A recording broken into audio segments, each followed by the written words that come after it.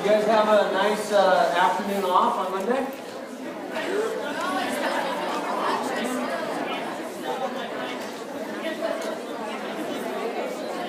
That's too bad. Had a great afternoon. Had a great last 3 days, actually. But now it's time to work. Enough playing for Keller. But I am tired. I haven't seen this much good snow in a couple of years, actually. Yeah. Really nice. Really good. All right. How many of you watched the lecture? Good. You can explain this to the person next to you, because we are starting with the third lecture. Okay? I'm going to go over some of the key concepts. But if you didn't take the time to watch that lecture like I explained to you, you might be a little lost today. Okay? So, the way that these 3 lectures are set up, though, is we talk about the most critical stuff 3 times. So, today's lecture, we will cover action potential yet again. So, it's supposedly the second or third time you're hearing it. For some of you, it might be the first. It's not supposed to be that way. Okay?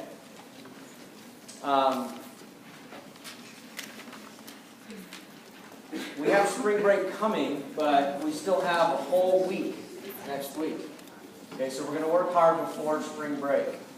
And then you can take some time off. I know there's a lot of holes and groans there. All right, let's get started with these. Yeah, question. You won't have homework due during spring break. You can work on it during spring break if you'd like, and I'd suggest you do that because when you get back it's going to be busy, but it won't necessarily be due over spring break. Yes. Okay. Yep. I'm actually going to back up to lecture 1 and cover a couple of slides that wasn't on the AV lecture because I actually watched it as well, just to remind myself of what we covered that previous semester. All right, but first, what did the baby pig call his mother's brother? What did the... Hamlet? What's that? Uncle Hamlet? Uncle Hamlet. That's good. I like that. What did the baby pig call his mother's brother?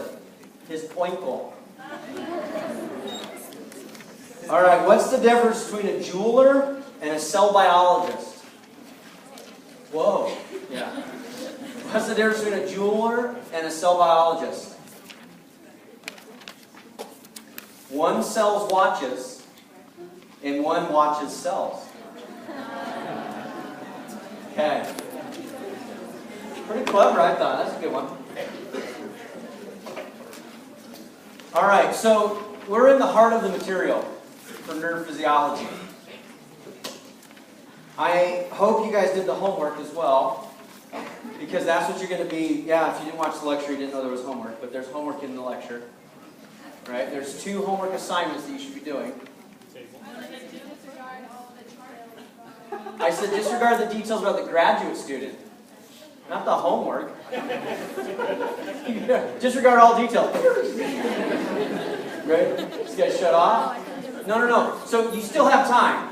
But that's what we're going to be going over in SI this week and into next week, is those homework activities. So if you don't do them, when you come to SI, you're going to be like, okay? So let's do the homework. Is that helpful? Okay.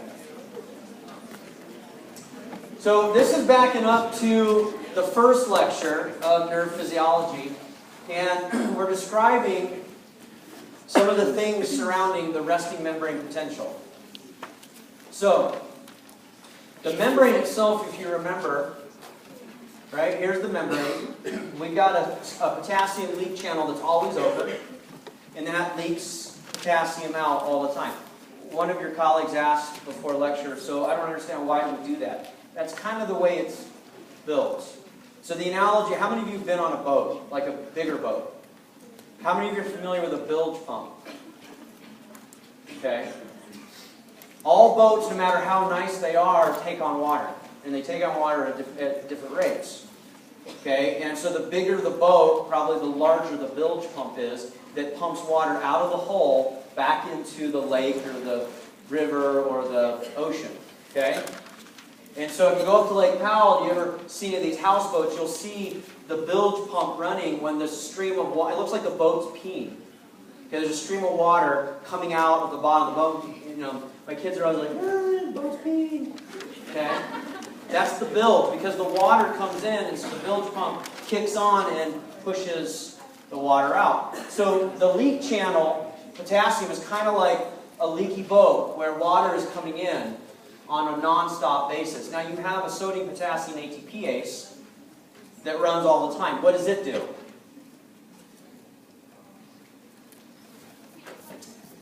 Repeat the question. The sodium-potassium ATPase pump, what does it do? You guys studied this in introductory biology. It doesn't let sodium in. What does it do? It maintains what? Resting membrane potential. How? What does it do? Mechanistically. It makes inside more negative by doing what? It snaps its finger and voila, it's negative. How does it do that? That's exactly right. More sodium goes out. Could anybody be more specific? 3 sodiums go out and 2 potassium. I know it sounds rudimentary, but it's important. So if 3 sodiums go out and 2 potassiums come in, that's a net loss of how many? 1. And where is the net loss? Inside the cell, and those are both positively charged molecules, or are they different charges? They're both positive, so now you have 3 positives going out, only 2 positives coming in. That's a net negative loss inside the cell. That helps to maintain that slight negative environment. Right? You guys remember that, right? Yeah. I had this queued up, and then we had some issues. So the other thing that we didn't get a chance to do in that first lecture is watch this video, which is what we're talking about. Okay, so let's look at this. Here you go. Here's inside the cell on the bottom, 3 sodiums just bound to this transporter. Now it changes conformation. It dumps 3 sodiums out right now. And then the other triangles on the right side are going to find 2 potassiums. It's going to go through a conformational change here again. And it's going to dump 2 potassiums back into the cell. Remember that? Sometimes a video just really helps. Okay, there's no audio because there's no techno music going when this is happening. But this is a fundamental process. And the reason you see this in so many different classes is because it's one of the keys to life. Alright? So, that link is on this slide. So if you forget what the sodium-potassium ATPase does, you can go watch the video again. Okay? And you can refresh your memory. Yes, sir? When the ATP attaches and it breaks off, the ATP goes away, and then after the potassium is gone into the cell, where does that phosphate go? Does it go to the attachment to the ATP somewhere? So the phosphate gets liberated, right, and recycled, and then new phosphates will bind from inside the cell, and they'll do phosphate borrowing. I'm wondering, is the reason, if not all, part of the reason why electrocution can be so lethal is because it disrupts the resting membrane potential in all your cells you have to maintain, and also it overloads your nervous system. Is that why electrocution can be so deadly? Yep. That's what I thought. So we have electricity running through our body all the time. And so death by electrocution actually stops the heart, which is an electrical organ. And it alters all the action potentials throughout the body. Okay, and graded potentials too. We'll talk about, right, you guys talked about the differences between the two on the AV lecture, but we'll kind of recapitulate in a minute. Okay, so the sodium-potassium ATPase helps to maintain this slight negative environment. If you can't remember what goes where, watch the video again. 3 sodiums get pumped out, maintaining a high concentration of sodium outside the cell. 2 potassiums get pumped in, maintaining a high concentration of potassium inside the cell. That's why potassium leaks out, because it's high inside the cell and it moves down its concentration gradient through a little channel that only allows potassium to flow through it. Make sense? So these are diffusion principles from Unit 1. Okay.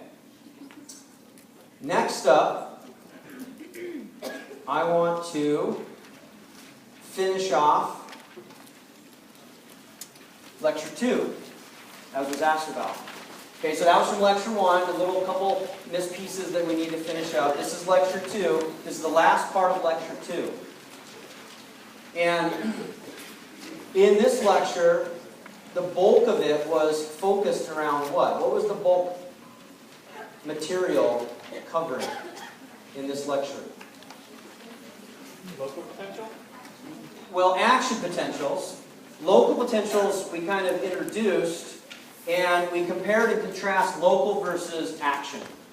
So let's review, okay? Let's review before we get started. Yeah? I'm sorry, I don't want to make you go back, but a lot of us have a question over here on why, like, on the sodium potassium pump, it's saying Na is going into the intracellular fluid. Like, it's like the arrows are like, Na.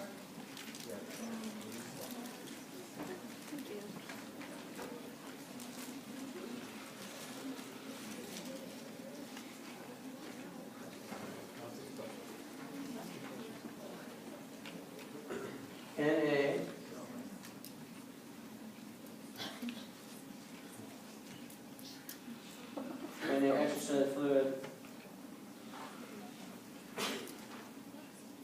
Oh, so this sodium channel here is a sodium leak channel, oh, okay.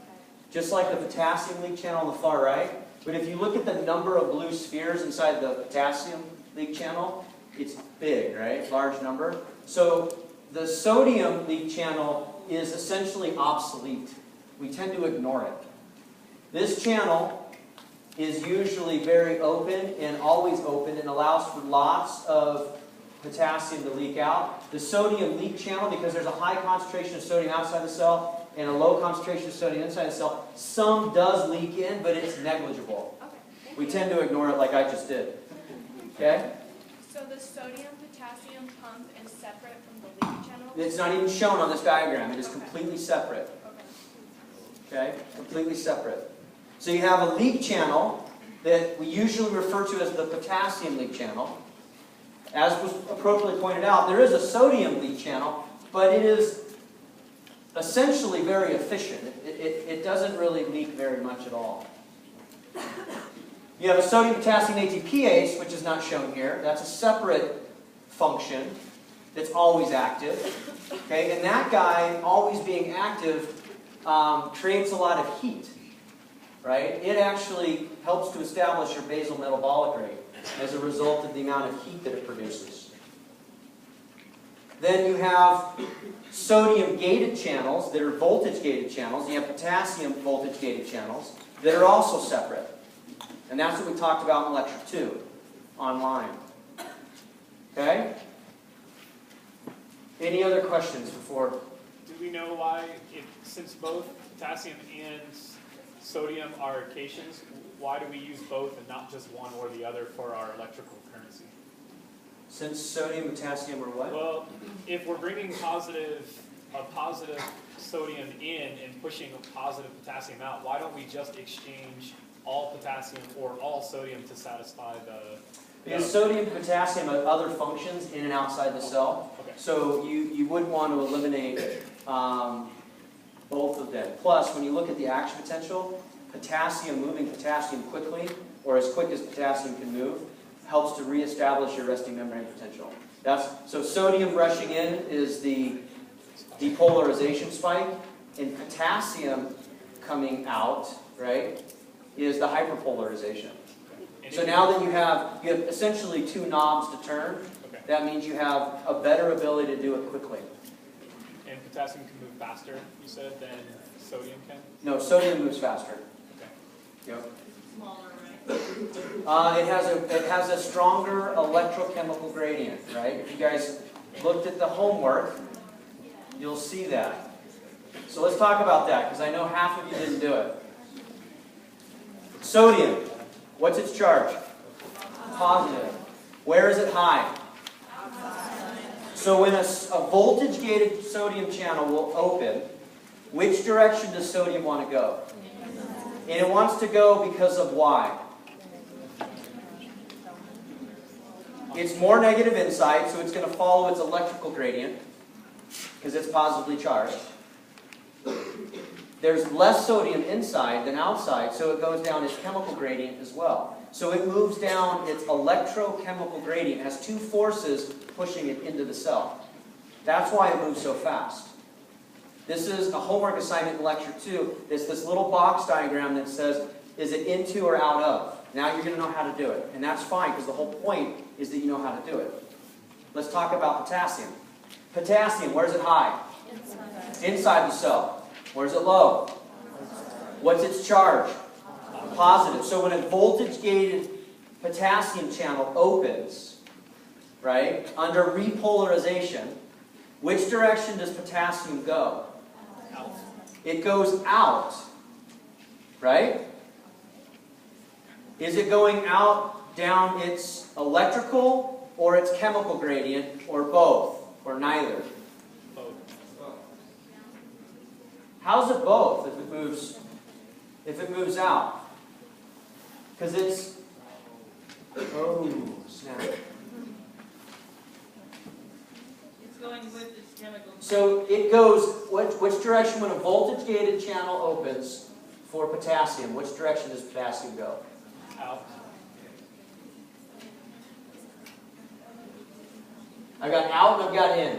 Only one of you can be right. All right, we're going to back up. This is what I was afraid of.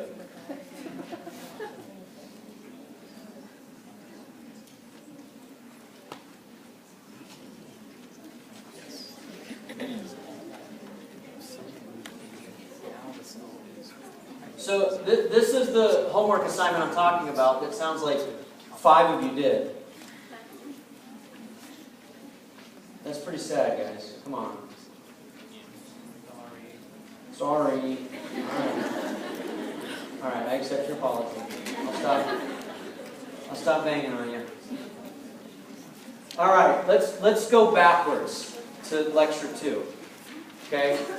It doesn't make sense to rush through this if you guys still don't know which direction ions are going. Okay, you do know they're ions, right? We're all okay. We're all there. All right. What are we talking about? Okay. So, somebody answer this question. What are action potentials? What's that? Firing of a neuron. Okay, perfect. Since we're totally off schedule, we're just going to go with this, okay? Now, when the neuron fires, what determines if it fires? Threshold. What is threshold? Somebody else answer that, because we've got all the contribution from this side of the room. Come on, someone else. What is threshold?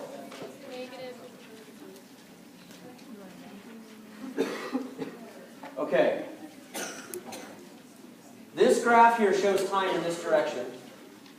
This graph shows millivolts in the y-axis. The resting membrane potential in a neuron is about minus 70 millivolts. That's the slightly negative. We know where that came from because we just talked about it.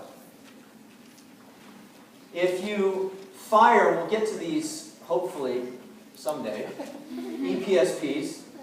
These are considered local potentials. Those are stimuli that are small little voltage deflections that don't, in of themselves, take the inside of the cell from a minus 70 to a minus 55. Minus 55 is threshold. Is minus 55 closer or further away to 0 than minus 70? Closer. Very good. Closer. Right? So minus 70, and as you bring in sodium in a local potential, you're making the inside of the cell less negative, otherwise called more positive. Right? If you do that and it crosses minus 55 on its way to 0, that triggers a mass opening of our sodium voltage-gated channels, and sodium comes flooding in. It comes flooding in because it's positively charged. The inside of the cell is negatively charged. So it's attracted. Opposite poles attract. Positive goes towards the negative. And your sodium-potassium pump made a gradient where it's high outside the cell and low inside the cell. So it rushes in. The reason that you know it rushes in is look at how fast this happens. This spike happens really quick. So you know that it rushes in, and it crosses 0, and then something happens right here at this peak. It's like, stop. What happens right there? What happens at 4? It stops, I agree. How does it stop? The potassium channel opens. Well, the potassium channels start opening actually over here in 3. The sodium channels close, right? So the sodium channels actually are inactivated right here at 4, and they stop on a dime. These guys are faster moving ions, and the channels operate open and closing much quicker. It's like an electric gate that closes fast. Some of you have like a garage door and you're like, really? Okay, let's go inside now, right? So the sodium channels move very, very fast. The potassium channels are a little slower. So the potassium channels here, this was in lecture 2, but we're just reviewing. The threshold right here at stage 2, this is where you open your fast sodium voltage gates. And that's what leads to this. In step 3, this is where your slow voltage potassium gates start to open. They need to open because they're used over in step 5 for the repolarization. Why is this called depolarization on this side? Depolarized. What does that mean? Less polarized. Okay, you're taking it away from a difference of -70. Repolarization on this side means you make it more polarized. You increase the difference in charge. Okay? So at 4, here we cross 0 and we get to 4, and now we actually close our sodium gates. Right? So at 5, step 5, the gates are closed for sodium voltage gates. Sodium's not rushing in. The cell is slightly more positive now. Okay? It's actually in the positive direction of like plus 35 because so much sodium has come in. Does everybody follow this part? Is this helping? Okay, good. Then on step 5, you've got your slow voltage-gated potassium channels that are open. In which way is potassium going? It says it right there. Out. Does that make sense? Yes. Why? Because it's listed there? Yes. Because you said so. It's like, all right. Now you should challenge that. It's going out because potassium is high inside the cell from what pump? Sodium, potassium, ATPase, right? So it's going to rush, it's going to move out. I wouldn't use the word rush. It's going to move out. But as it's moving out, okay, it's not necessarily going down an electrical gradient. You with me? Because you modified the gradient. The gradient used to be negative inside. Okay, now it's slightly positive. Not dramatically positive. It's only maybe plus 35. Some would say, well, don't positives oppose each other? Well, maybe you can think of it that way. If you have plus 35 and you have a positive potassium, does it want to move out? Okay, I would agree with that. But it's not positive 70 inside like it was a negative 70 inside, and sodium is positively charged. You understand? So potassium is moving out, but it's really only moving out down its chemical gradient because of concentration. It doesn't have an electrical pull or push. So as it moves out, you repolarize, and then in this little, what's happening? Somebody explain to me what happens here in 6. It's called refractory. It overshoots. These are all correct. What does that mean? It prevents it from going backwards. You let out too much potassium. Why? It's that garage door that you're like, okay? You're like, oh, he's coming, close the garage door. Right? So potassium opens slow, that's why you start it early, and it closes slow. And so as it closes slow, you let too much out, that hyperpolarizes the membrane. Okay? This, guys, is a really important fact to know well from Lecture 2. So important, that's where we were supposed to start in Lecture 3. So it's really not a big deal that we're going over it in this kind of detail, because this is the most important stuff. Question? How quickly does this actually occur? This is milliseconds. We'll get into some relative. So you're like, oh, okay, so you can do this little trace. This is happening as I'm walking across. There are hundreds of action potentials firing. Okay? As I'm walking across, there's hundreds of action potentials firing, and there's actually multiple different muscle fibers that are being used. Because as they go into refractory, they can't be used again until they actually return back to resting membrane potential. That's why your muscle bellies and your nervous system have many fibers and many nerves. Because you don't want to fatigue. You don't want to be like halfway up, it's like, oh, dude, I can't get to the iPad. It's as far as I could go. Oh, now I can go again. Okay? So this happens in milliseconds, and we'll talk about the relative time here in a second. Okay? Yes, question? So you're talking about the potassium like closing, but I thought since it's like a leak transfer. This is a different channel. The potassium leak channel always stays open. This is a potassium voltage-gated channel. Okay? Different channels. Did you hear the question, guys? That's a very common misunderstanding. I thought you just said that the potassium channel always stays open, but now you're talking about it opening and closing. Two separate channels. One's a carport, the other one has a garage door. Okay? You with me? Is a carport ever confused with a garage? No. So you should never confuse the potassium leak channel with the voltage-gated potassium channel. The key is the voltage gate. That means it has to have electricity to open and close the gate. The leak channel means it just always stays open. The nomenclature is important so that you don't forget. How we doing? Is that better? Yeah, okay. You guys sound a little bit less anxious now. That's good. Anxiety is bad. Anxiety is really bad. Okay. All right.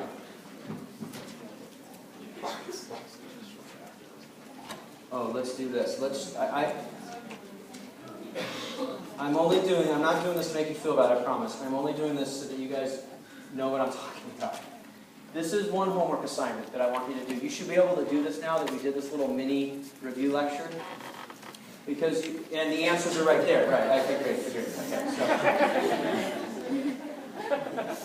so if you're writing feverishly, it serves you well. And then, of course, the answers are all right here too, right? So this is the second homework assignment. These homeworks are to help encourage you to think critically about, do I understand action potential? Do I understand the difference between a local potential and an action potential? A local potential just means that it's an electrical signal that doesn't reach threshold. They happen all the time. So the analogy that I like, how many of you play baseball or softball? Okay? Really? That's it? Raise your hand again. It's like America's pastime. We're not very American. Okay. What was the ready position out in the field, in center field? Right?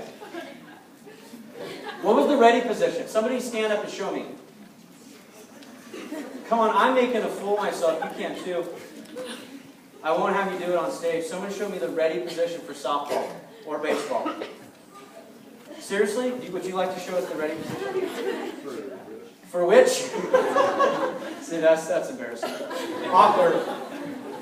What was the ready position, guys? I have to do everything, don't I? Okay. Wasn't it something like this? Yeah. Do you guys know what I'm talking about?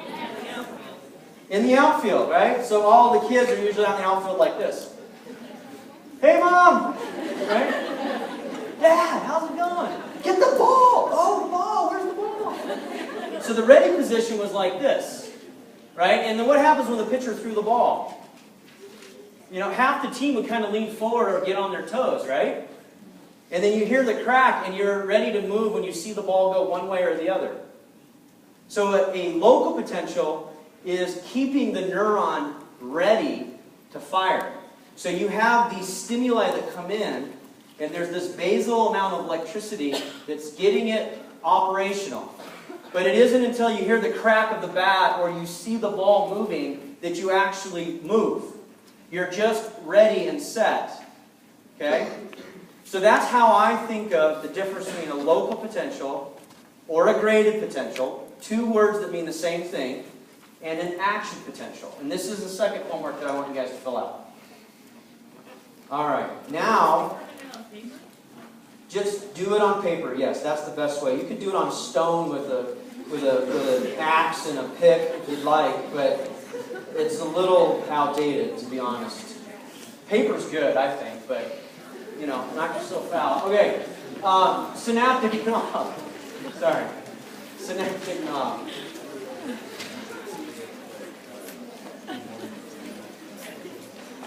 But hang on, guys, I can't hear the question. Is the what? No, not necessarily. The question is a local potential going to be a higher stimulus if you do it more frequently? No. If it crosses minus 55, then it triggers an action potential. Remember, one of the boxes is it an all or none event? The all or none event means you can't change your mind. Once you start firing, you can't bring it back. So if it crosses minus 55, it is an action potential. If it's underneath minus 55, it's always considered a graded or local potential. Not necessarily. No, not necessarily. They're usually about the same, and what ends up happening is how you summate them, and we'll talk about that hopefully today. But before we get there, so I'm going to call this little segment on YouTube, like, review summary, okay? Because it's not really a formal lecture, and then we'll get into actual lecture 3. This is filling in the gaps. We had a snow day. Hopefully you guys had fun. I did. And so this is the result of a snow day, is trying to get caught up. Okay? It happens. I apologize if I sound a little frustrated, but I had big plans of getting on track, and it's, judging by the temperature of the room, we just can't move on if you're not getting it. Okay? So I was a little frustrated, but I'm all right now. Plus the snow is really good, so that makes me happy. All right, so some terminology before we get started here. We need to talk about a synapse. A synapse just means a gap. Now we could have what we call an electrical synapse, or we could have a chemical synapse. Well, what's the difference? The electrical synapse is a gap that joins cells together. You would see an electrical synapse like in cardiac tissue. Intercalated discs join one cell together with the other. A chemical synapse is where you have a neurotransmitter that's in a vesicle that's actually going to cross the gap, and it's going to propagate that signal. Okay? So that's what we're talking about, are these chemical synapses. We have a presynaptic neuron, which is before the gap, and we have a postsynaptic neuron, which is after the gap. Now, this motif is going to come back in muscle physiology, because we're going to have a neuron here on the presynaptic side, we're going to have a gap, and then we're going to have a muscle fiber instead of another neuron. Did you hear that? So we have a neuron, a gap, and a neuron in nerve physiology, because one nerve wants to talk to the other nerve. But in muscle physiology, which is where we're going next unit, we're going to see this exact setup, and it's going to be a nerve, a gap, and then a muscle fiber. So once we understand what happens here, we'll use it again in the next unit. And that's why I like to do nerve first and then muscle, because a lot of these concepts are the same from nerve physiology to muscle physiology. Chemical one just means that there's a vesicle that has a neurotransmitter that's a chemical, that's all that is, and that's why it's called a chemical synapse, and it's going to dump it into the gap, and that signal is going to cross over, bind on the other side, and it's going to propagate the action potential. Okay? Someone's going to ask, why? Why would you have that? Why don't you just connect them, make them touch, make this an electrical synapse? Well, here you get the ability to regulate the signal. You can decide, do I actually want to send the signal? Do I want to make the signal more sensitive or less sensitive? Do I want to block the signal ever? And it also gives us cool strategies application-wise where we can actually use blocking agents like pharmaceuticals. Okay, and this is the principle of how a lot of pharmaceuticals work. Your anesthesia for your surgery is leveraging the fact that you have these chemical gaps, and you could build a blocking agent that doesn't allow that signal to continue, so you don't sense the pain. Okay? So we've figured that out as a species, and we've leveraged it, but the real reason it's there biologically is to give the body the ability to control. Do I block it? Do I keep it active? Yes? When people have things like seizures and restless leg syndrome and stuff like that, is part of the reason for it because like the nerves just keep firing off in all directions? Well, there's lots of answers. Yeah, there's lots of different answers for the different things that you described. But it fundamentally comes down to a disruption of the action potential that's being sent, and whether or not it's regulated at all. Okay? And regulation happens at this level. Okay? So if we look at the different families of neurotransmitters, before we get there, this is the synaptic cleft. Neurotransmitters are the chemicals that are in the vesicles. The different family of neurotransmitters is vast. It's a big, big family. Okay, so the chemicals that cross the synaptic cleft are called neurotransmitters. Neurotransmitters is a fancy word for a chemical that crosses the cleft. There's over 100 known neurotransmitters. There's probably many more. These can either be excitatory or they can be inhibitory. So there already, right away on the next slide, is the answer to the question I posed. Why bother having a synapse? Well, if you have a synapse, you can create 100 different varieties of a way to propagate or block that signal for a biologic or a physiologic function. Okay? So you see a huge family here. Here's acetylcholine. This is the one that we're going to talk about mostly. And as you move on in your studies, you're going to get into the rest of these types of neurotransmitters. But I really just want to focus our attention today on acetylcholine. In this semester, we'll come back in our class and we'll talk about a few more. Like, we'll talk about the monoamine family, the catecholamines. We'll specifically touch on epinephrine and norepinephrine. Epinephrine and norepinephrine are affectionately referred to as adrenaline and noradrenaline. And adrenaline is just like what you would think. Adrenaline, or epinephrine, is the neurotransmitter that is upregulated in the blood when you wake up in the middle of the night to a fire alarm. Your heart starts to beat and it comes out of your chest, okay? Or you get the phone call and there's some good news or bad news, depending upon what it is. That heart rate, that increase in respiration, that is epinephrine being released, or adrenaline. Noradrenaline, or norepinephrine, is a derivative. You can see it's very similar in chemical makeup. Okay? It's very, very similar in the sense that this one's an NHCH2, and this is just an NH2. We'll come back later in the semester, and we'll talk about substance P, and we'll talk about enkephalin. Those are neuropeptides. These are all types of neurotransmitters. So we'll cover maybe 5 on the list. I think we touch on GABA as an amino acid, maybe 6 out of 100. So 6%, that's pretty good, don't you think? It's too big of a family to talk about them all, but I want you to be familiar with the variety that we have within the nervous system. So generally, how do they work? Well, they all, 100 plus, work really via 2 main mechanistic pathways.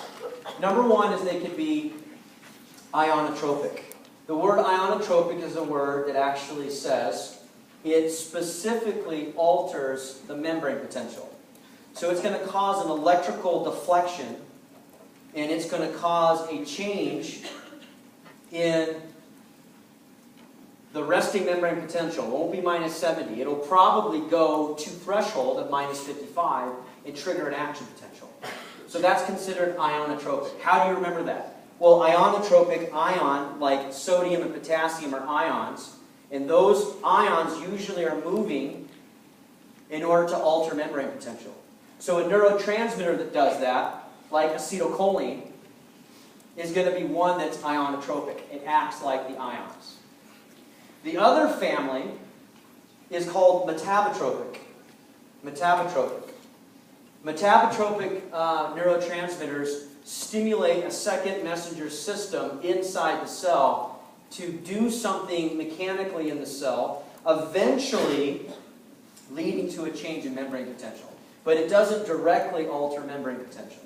It does it indirectly. And so it's called metabotropic because there's a metabolic process that needs to take place. So here you can see step 1, 2, 3, 4, 5, 6, 7. Right? You can see that cyclic AMP, adenosine monophosphate, is actually being upregulated, stimulating enzymes to be activated, metabolic changes to take place, enzymes to be synthesized, eventually leading to maybe a channel opening and then sodium coming in. Not very direct. Also slower. Ionotropic happens much faster, metabotropic is going to be slower to respond. So our two big families, ionotropic versus metabotropic. All right, a couple of review questions. So saltatory conduction versus continuous conduction. During saltatory conduction, action potentials are going to jump from where to where? Action potentials are going to jump from where to where? A, from an astrocyte to another. B, an axon to a dendrite. C, one internode to another. D, one node of Ranvier to another. Or E, one microglial cell to another.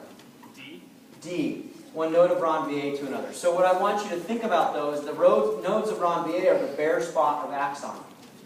The myelination covers the axon in between the nodes. And the signal jumps inside the cell and then comes up. Because at the membrane, in order for the signal to be electrically stimulated, it's moving sodium and potassium. Sodium is flooding in. And then when it gets to a segment that's covered by myelin, there's no channels to open or close. So the signal just cruises inside the cytoplasm or the axoplasm of the neuron to the next bare spot where there's a voltage-gated sodium channel to respond. The reason myelinated fibers move the signal faster than unmyelinated is because there's less mechanical things spinning in a myelinated fiber. It's hopping in line, right? It's skipping in line as it moves versus the continuous conduction that actually has to take place. Questions over lectures 1 and lecture 2?